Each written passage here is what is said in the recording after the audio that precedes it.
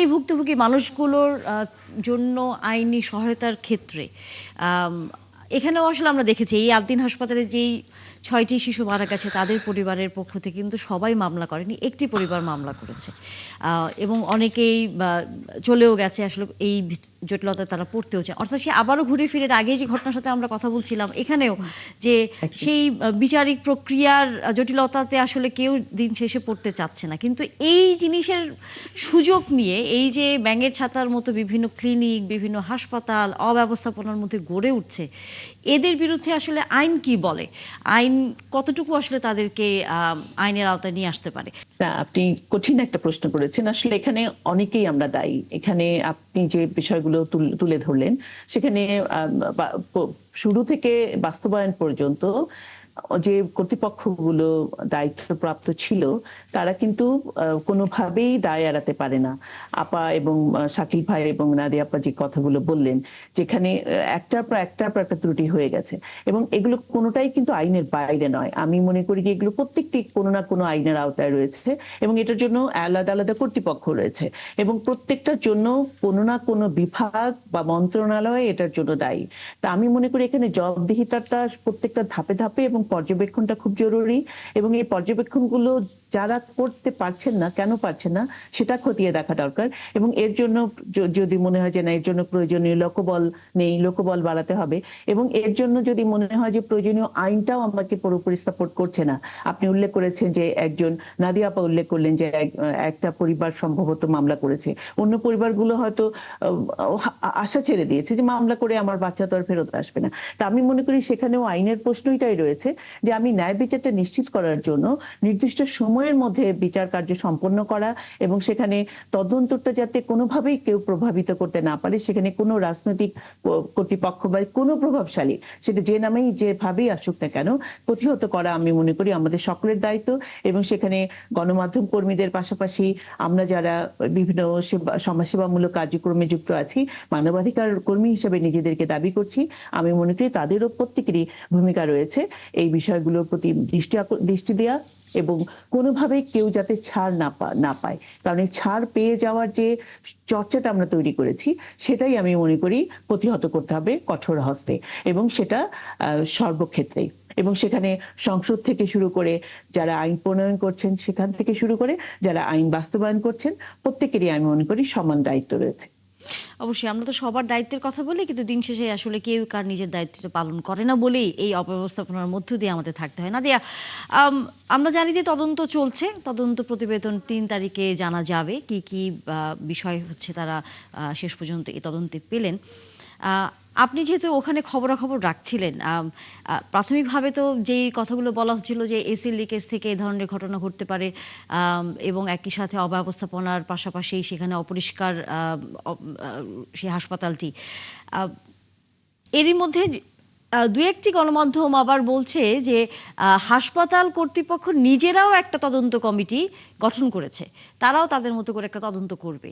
এক্ষেত্রে আপনার কাছে কি মনে হয় যে এই তদন্তের দুই পক্ষের অবস্থানটি আসলে আমরা কি মুখোমুখি দেখতে পাবো?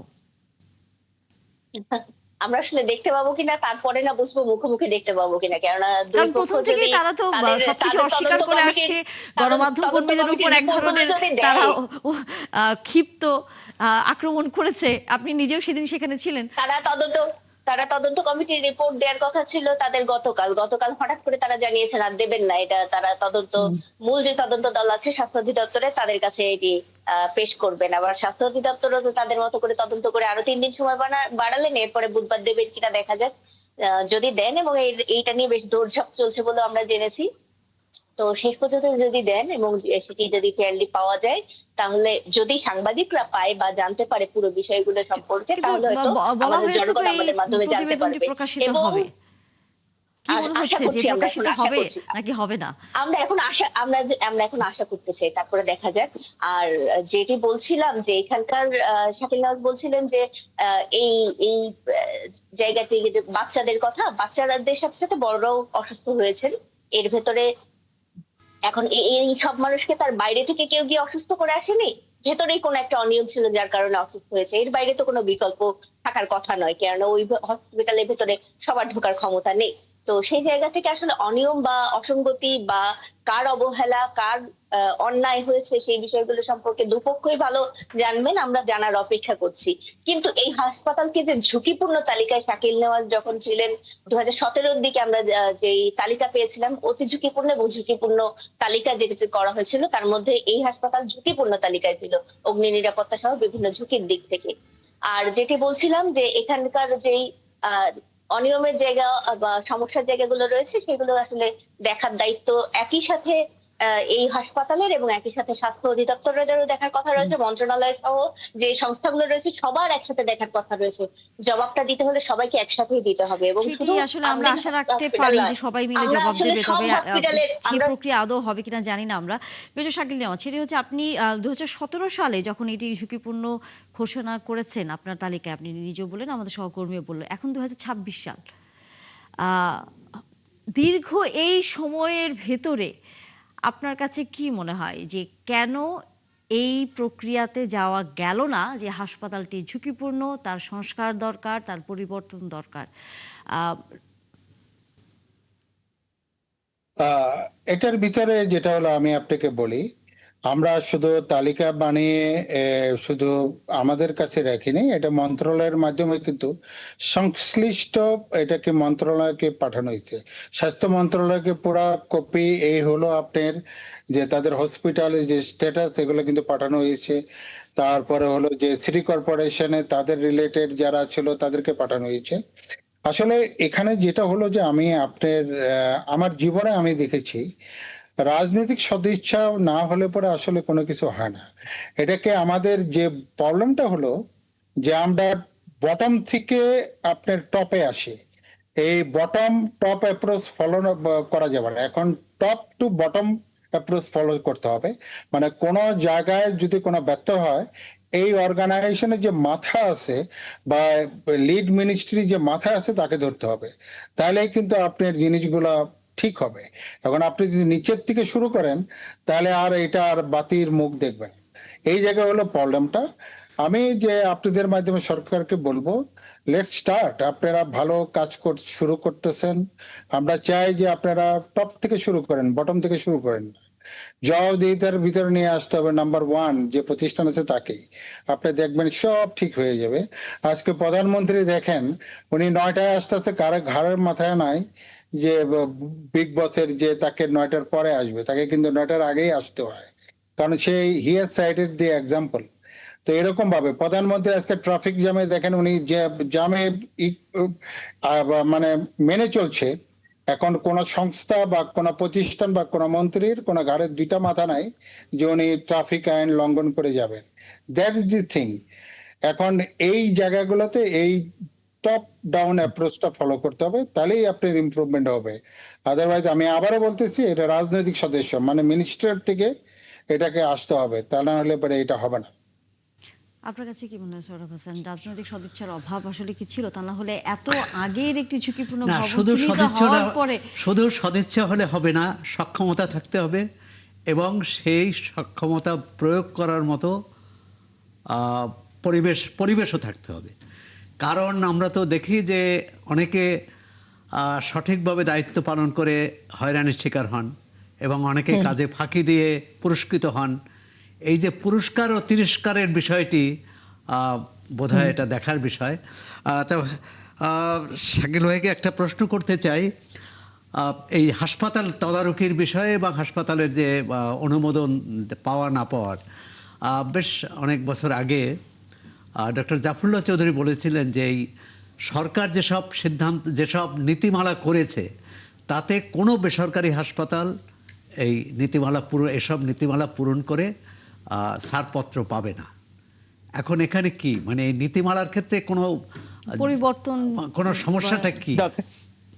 এখন আমি বলবো, doctor Zafrullah owner point of ভিউতে বলেছেন একটা হাসপাতাল তৈরি করতে ডেফিনেটলি আমি উত্তরাতে 5,000 মানে 1,000-এর উপরে উত্তরাতে যে হাসপাতালগুলো আছে সব আবাসিক ভবনের। এই আবাসিক ভবন কোনোদিন হাসপাতালে কনভার্টেড হতে পারে না। এটাকে করতে হলে পরে ডেফিনেটলি ইয়েস, সরকারকে ওই জিনিসটাই করতে হবে, তাদেরকে ওইভাবে নিয়ে আসতে হবে যে লোক তুমি হাসপাতাল করতে হলে পরে তোমাকে এই পরিমাণ জমি থাকতে হবে, তোমাকে এটা র্যাম থাকতে হবে, তোমার সিঁড়ি থাকতে হবে, এবং পেশেন্ট গুলা নামানোর জন্য তোমার এই ব্যবস্থাগুলো থাকতে হবে। এগুলো কিন্তু মানতে হবে, লাইফ সেফটি কোড গুলো মানতে হবে। এখন এগুলো না মেনে আপনি যদি 5 কাঠার উপর একটা হাসপাতাল বড় করতে যান, তাহলে জীবনে এগুলো পূরণ করা সম্ভব হবে না। সেটাই। সেটা আপনার বিগ জায়গা নিয়ে এগুলো করতে হবে। এখন যার যার পয়েন্টের শেষে কথা বলতেছে, কিন্তু আমাদের কিন্তু দিন শেষে লাইফ সেফটিটা কিন্তু ফার্স্ট। আজকে যে ভুক্তভোগী হচ্ছে সে কিন্তু নিতান্ত একটা গরিব ঘরের লোক, এটা কিন্তু ওই 8 দিনের মালিক না। 8 দিন মালিকের কোনো আত্মীয় স্বজন এখানে মারা যায় না। তো আমাদেরকে এমন এক জায়গায় যে করতে হবে, এখানে হয়তো এটা ভর্তিও হন না। নগরায়ণ প্ল্যানের মাধ্যমে এগুলো করতে হবে। যেখানে ইচ্ছে সেখানে হাসপাতাল করা যাবে না, এটাকে ওইভাবে করতে হবে। সুন্দর একটা পরিবেশ থাকবে, মানে রোগী যাওয়ার পরেই জানে রোগী 50% পেয়ে যায়। তার মানে পরিকল্পিত নগর দরকার, পরিকল্পিত হাসপাতাল, পরিকল্পিত শিক্ষা প্রতিষ্ঠান, পরিকল্পিত ব্যবসা প্রতিষ্ঠান করার জন্য পুরো শহরটাকে একটা কিন্তু যে বৃহত্তর প্রসঙ্গটি পরিকল্পনার আসলে আপনি অধীনে আনতে হবে। তুলেছেন যে এই বেসরকারি হাসপাতাল বা কোনো একটি হাসপাতাল তৈরি করার ক্ষেত্রে যে ধরনের শর্তগুলো আসলে মেনে করতে হবে, সেরকম অবকাঠামো আমাদের মতো মানে এত ঘনবসতিপূর্ণ দেশে আসলে সম্ভব কিনা, এই প্রশ্নটা আসলে সামনে তো চলেই আসে। এবং তার সাথে যেই ধরনের সুযোগ সুবিধা থাকবার কথা সেটি আসলে দেবার মতো লোকবল, সেরকম মানসিকতা, সেরকম আসলে ইনভেস্টমেন্ট। কারণ দিন শেষে সবাই বলে যে চিকিৎসাটি এটাও এক ধরনের ব্যবসার কাছাকাছি একটা অবস্থান, একটি পেশার মতো। এখান থেকে আসলে লাভ করেন যারা এখানে আসলে বিনিয়োগ করে থাকেন। আপা করা যাবে না কেন? আপনি সদস্য হলে পরে হবে না কেন? উত্তরাতে আমি বলতে পারি এখানে অবৈধভাবে অনেক প্লট আপনি দখল করে রাখছে, ইউ ক্যাপচার দোজ, এবং 8-10টা করে করেন। বিভিন্ন সংস্থার দেখেন অবৈধভাবে বড় বড় প্রতিষ্ঠানের মানে হেড 4টা-5টা প্লট নিয়ে বসে রয়েছে, তার প্লট গুলো নিয়ে ফেলেন। জমির অভাব নাই, শুধু প্ল্যানের অভাব আছে। আর প্ল্যান করতে যাই যদি আপনি নিজের স্বার্থটা আগে দেখেন যে না আমি তো প্ল্যান করতেছি, এখানে আমি একটু সুবিধা নিয়ে ফেলি, তখন আর এটা হবে না। বাংলাদেশের জমির অভাব নাই, প্ল্যানের অভাব আছে। বাংলাদেশের হলো আমি ভালো উপযুক্ত লোকের অভাব নাই, এক্সপার্টের অভাব নাই, কিন্তু এখানে নন প্রফেশনাল লোকের মানে দৌরাত্ম্য বেশি, যার ফলে এই এখানে প্রফেশনাল লোক আপনি এখানে কোনো জায়গা পাবে না, এবং ঢুকতেই দিবে না, এখানে ঢুকতেই দিবে না। যে প্রফেশনাল লোক এখানে দেখেন এই এই নাদিরা আপার মতো লোক, সে বিদেশে গেলে পরে দেখবেন যে বহুত কিছু সিএনএন বা বড় জায়গার একটা বড় কিছু হয়ে যাচ্ছে, তাহলে বাংলাদেশের জায়গায় উনি এক জায়গায় বসে রয়েছে, ওনাকে উপরে উঠতে দিবে না, কারণ জানে যে শি ইজ ভেরি প্রমিজিং। তো ওনাকে আটকানোর জন্য সমস্ত কারেন্টের জাল, ইলেকট্রিক্যাল জাল, যত প্রকার জাল আছে তে আটকে রাখে। এটা হলো বাংলাদেশের ক্যারেক্টার। কিন্তু রাষ্ট্রপ্রধানের যারা রাষ্ট্রের নির্বাচিত লোক আছে তাদেরকে they need to find out যে আসলে তাদের আপনার কাছে কি মনে হয় তারা কি আসলে জানে না? মানে আমরা তো খুবই সাধারণ মানুষ, আমরা ছোটখাটো মানুষ, আমরা গণমাধ্যমে কাজ করি, তারপরে এবং আপনাদের মতো বড় বড় গুণী মানুষদের সাথে আমরা কথা বলি, সেখান থেকে কিছু ধারণা নেই। আর তারা তো রাষ্ট্র পরিচালনা করে, তারা কি এই বিষয়গুলো জানে না? আমাদের তো এটা বিশ্বাস করতে ইচ্ছা করে না। আপনি জানেন যে উপরের লেভেলে একটা লোকের জন্য মিনিস্টারের কথা বলি, ওনার আছে 5টা লেয়ার আছে। এখন আমার মতো অগাজগা মগা লোকে 5টা লেয়ার ভেঙে ওনার কাছে যেতে আমার জুতা কয়েক জোড়া খরচ হয়ে, তেল খরচ হয়ে যাব। তো আমি হাত পা উপরে খাড়া করে সারেন্ডার করবো যে ভাই দরকার নাই। বুঝতে পারছেন? দিস ইজ দ্য আপনি হয়তো ফ্যাক্ট। সরাসরি যাওয়ার কথা বলছেন, কিন্তু আমরা যেই সমাজে এখন বসবাস আমি করছি। বলতেছি আমি যখন ভালো প্রপোজালটা দিতে যাব, জি। I need to go to the number 1 man. আমরা যে সমাজে বসবাস করছি, এই অপরাধের ক্ষেত্রে তো আমরা বরাবরই হচ্ছে যে বিষয়টাকে সবার আগে সামনে নিয়ে আসি, সেটা হচ্ছে সামাজিক যোগাযোগ মাধ্যমের নানা ধরনের বিদ্বেষমূলক আচরণ, নানা ধরনের কমেন্ট, নানা ধরনের অনেক কিছুই আসলে জানা যায় সেখানে। এই যে কি করলে পরে এই জায়গা থেকে উত্তরণের বিষয়টি বা এই জায়গায় সংশোধনের বিষয়টা থাকে, এটি নিশ্চয়ই কারো অজানার বিষয় না এখনকার দিনে অন্তত পক্ষে। হ্যাঁ, আমি ব্যক্তিগতভাবে যেতে পারলাম না মন্ত্রীর কাছে, নানা রকম জটিলতা হয়তো হলো, কিন্তু তিনি তো এই সামাজিক যোগাযোগের মাধ্যমের বাইরের কোনো মানুষ নন। না, উনি তো আসতে পারতেছে না, উনি তো ওনার যে যে কনফাইন্ড এরিয়াতে আছে তার বাইরে থেকে, যেমন তার জায়গা হলো গেট পর্যন্ত।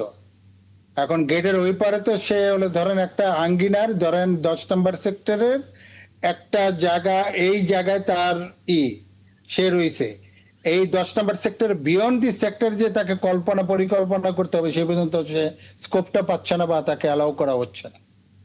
This is the fact. এটা হলো ধরে ফেলতে হবে এবং তাকে he need to see beyond the gate, তাহলে কিন্তু সে উন্নতি করতে পারবে। যে ব্রেক করতে পারবে সেই এটার উন্নতি করতে পারবে, নইলে সম্ভব না। কামরুন নাহার, আপনার কাছে শেষ প্রশ্নটি করতে চাই, আলোচনা শেষ করতে হবে। দোষী সাব্যস্ত যদি মানে তদন্ত যেহেতু হচ্ছে, আমরা তো অবশ্যই আশা করব যে যারা এই ঘটনার জন্য দায়ী তারা দোষী সাব্যস্ত হবেন এবং আইনের আওতায় তারা আসবেন, তাদেরকে আমরা দেখব বিচারের কাঠগড়ায়। বিচার প্রক্রিয়াটি কি হতে পারে, শাস্তি আসলে কি হতে পারে? শাস্তি নিয়ে আসলে আমি মনে করি, আমি ব্যক্তিগতভাবে শাস্তি নিয়ে কথা বলতে চাই না, কারণ শাস্তিটা তো নির্ভর করে অনেক কিছুর উপর। তদন্তটা সুষ্ঠু মতো হচ্ছে কিনা, তদন্ত সঠিকভাবে হলো কিনা, এবং সেটা নির্ভর করবে বিচার প্রক্রিয়ায় কতটুকু তথ্যপাত্র আমরা সরবরাহ করতে পারলাম কি পারলাম না বা ব্যর্থ হলাম, সেগুলোর উপর নির্ভর করবে। কিন্তু আমি মনে করি যে এখানে অবশ্যই আমাদেরকে ঘটনা কেন্দ্রিক না হয়ে দীর্ঘমেয়াদী সমাধান এবং প্রতিকারের দিকে যাওয়া উচিত বলে আমি মনে করি। কারণ আমরা সব সময় হলো অনেক বেশি একটা ঘটনার উপর মনোযোগ দিয়ে অনেক একটার উপর, কিন্তু একটা ঘটনা আরেকটা ঘটনা দিয়ে চাপা পড়ে যাচ্ছে। তো এবং এগুলোই আমি মনে করি অন্যদের উপর, বিশেষ করে সাধারণ মানুষ বলি আমরা যাদেরকে, তারা এটার প্রভাব পড়ছে তাদের উপর, এবং তারা মানসিক চাপে থাকছেন।